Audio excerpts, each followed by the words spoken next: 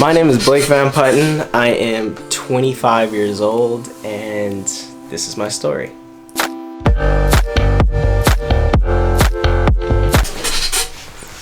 I'm originally from Los Angeles, California, and I've always kind of been really big on creating things. Ever since I was in middle school, elementary school, I always made these different kind of products that make you go, whoa, he made that.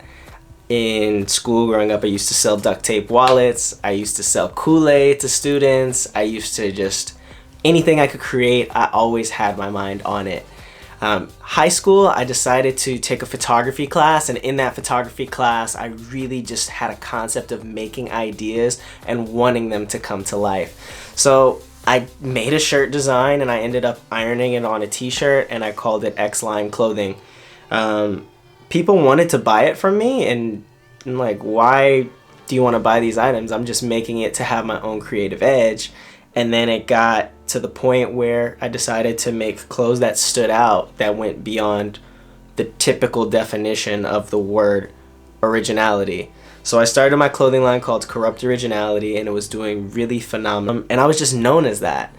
I decided to take my education once I graduated from high school, move to DC, and go study supply chain management at Howard University. So there I was just known as the t-shirt kid, and the t-shirt kid that had buttons, stickers. I had everything from retail.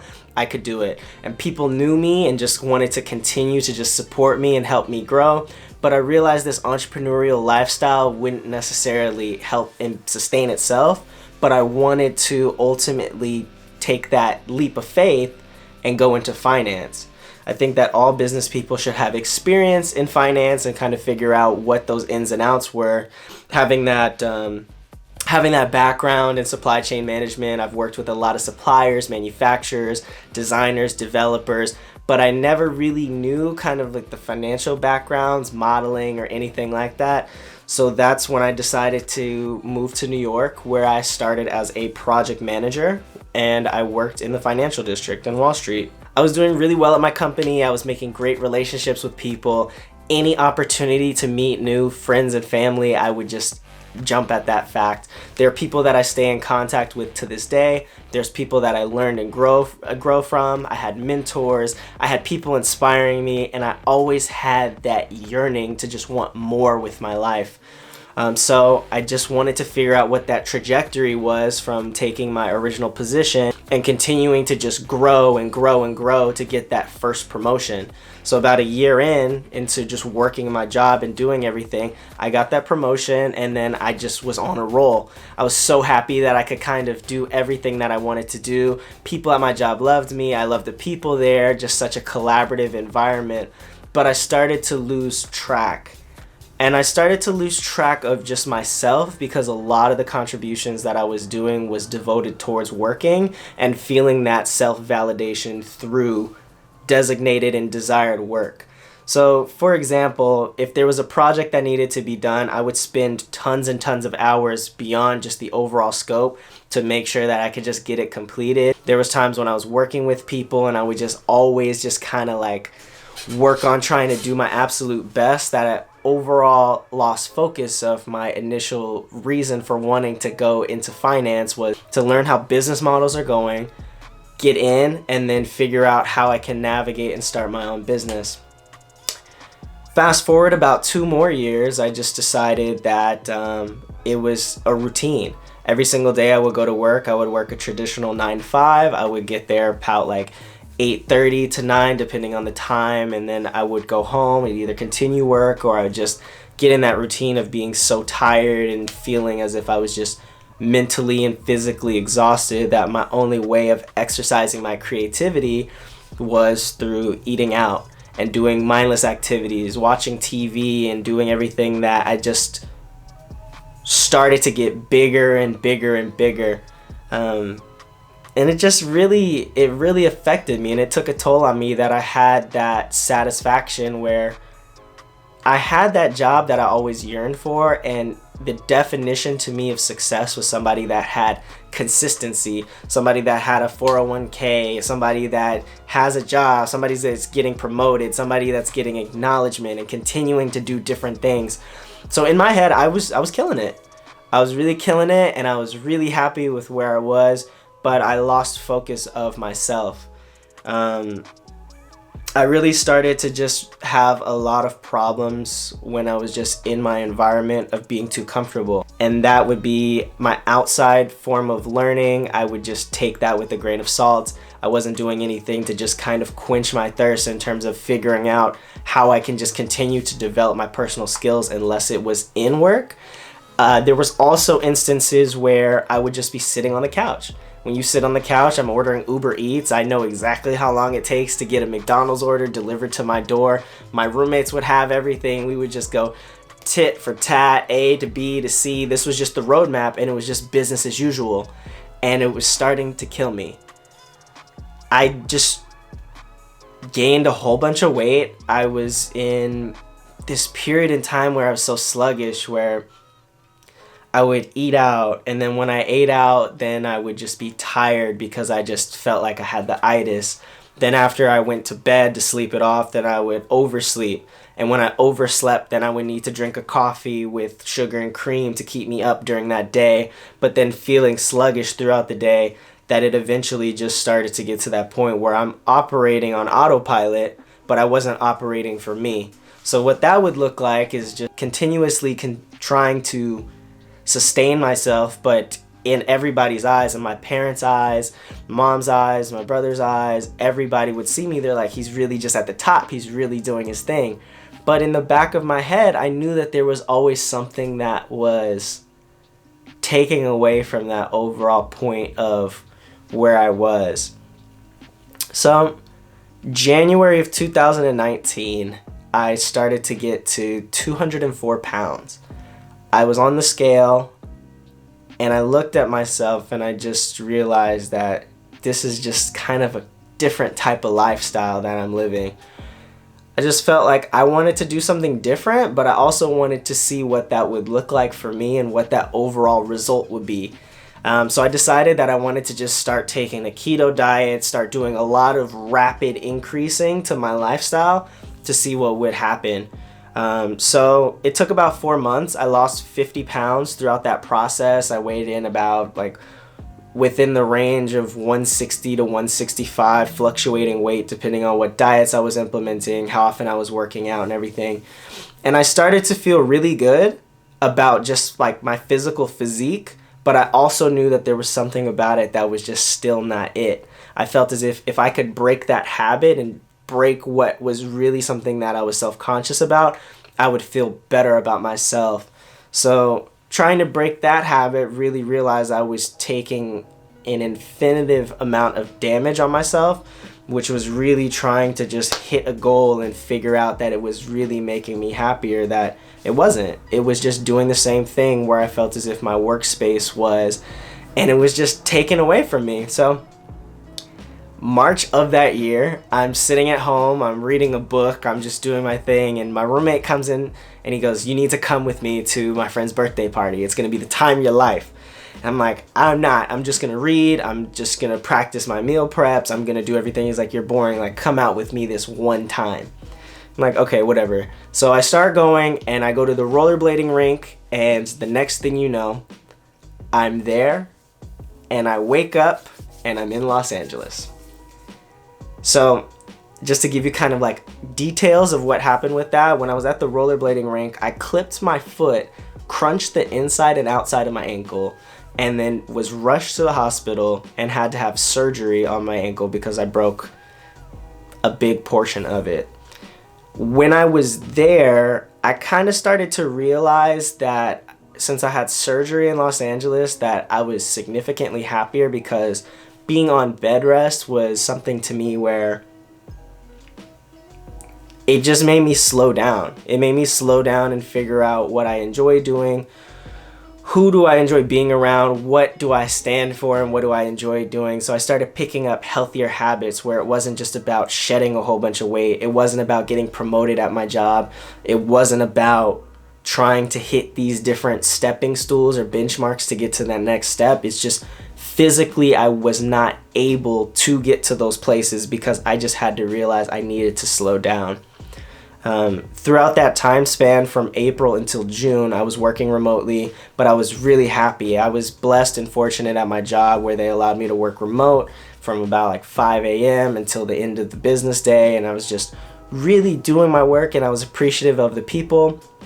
And I came back in June.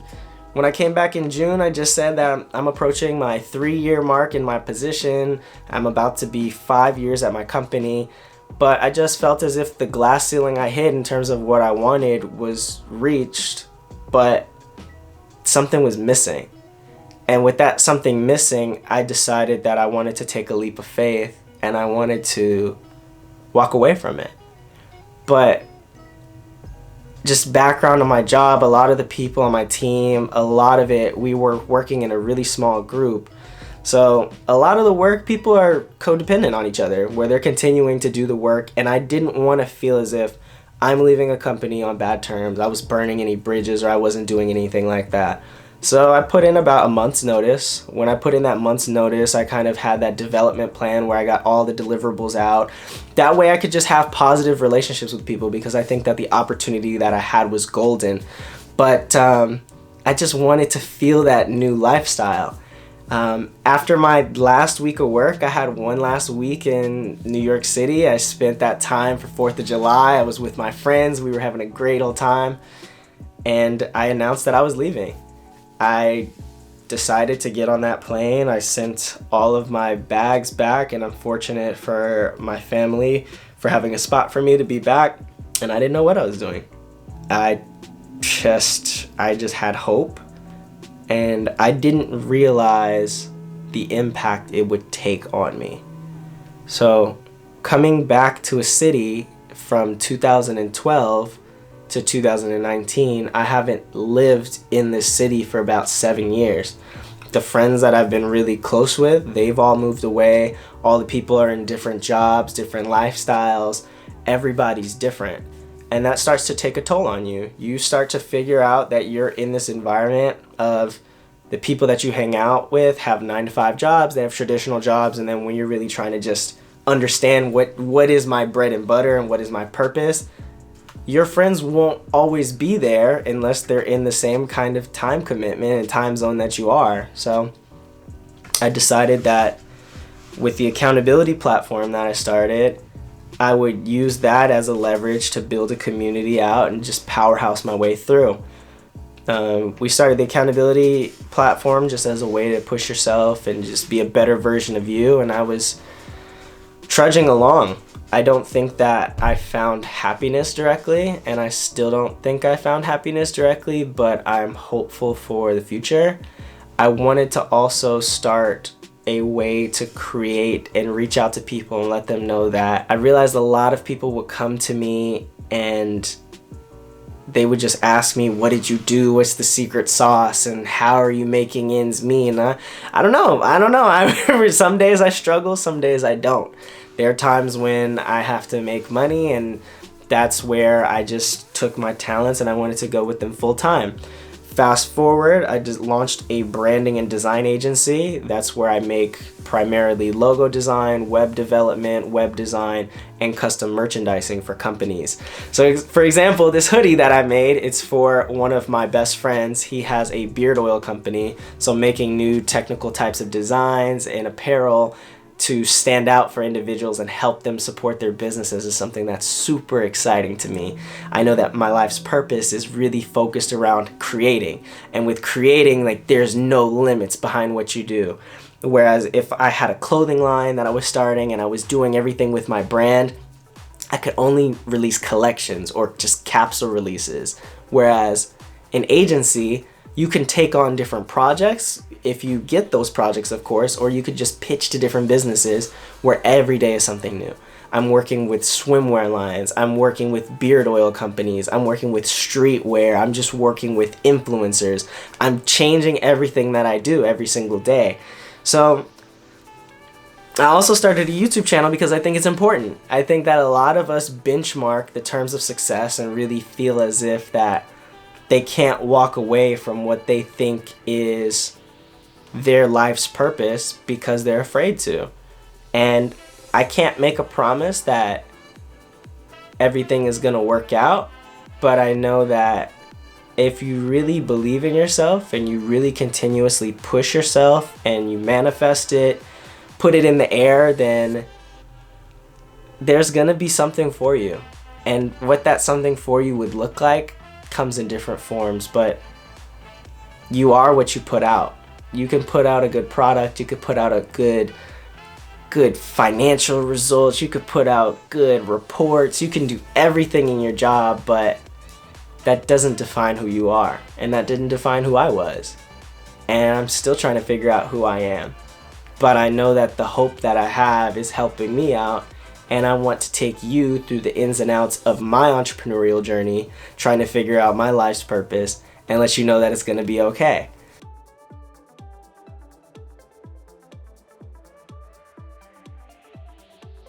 If you asked me why I quit my job, I quit to answer my what ifs. I would never want to sit in an environment and wonder what if I did something rather than try to do it myself. I feel as if the opportunities that was granted at my job, it was phenomenal. I loved the people that I was working with, and I communicated with them effectively just to figure out everything that was going on. And I let them know that this is what I want to do. And if it doesn't work out, then I'm glad I tried it. And that, to me, my results and my reward of that would be knowing the time I put into something, the love, the passion I put in. It's not wasted. It can't be wasted, because every single day is a new journey. And you have one too. Just keep doing what you gotta do for who you gotta do it for. You know what I'm saying? Like, just keep going. Just keep going, and you're gonna figure it out. I'm not telling you to quit your job. I think that everybody has their own purpose. I think that everybody sees things differently, but I am here to tell you that your purpose is your passion, and your passion is your purpose. Make it count. So make it count. Today is tomorrow. That's not a real saying, but make it count, make it matter. And it might not make sense to other people, but make it make sense to you. Thank you for coming to my channel. My name is Blake Van Putten. I am a 25-year-old entrepreneur just trying to figure it out. So thank you for coming with me to the ins and outs of this. Let's figure it out and let's keep going.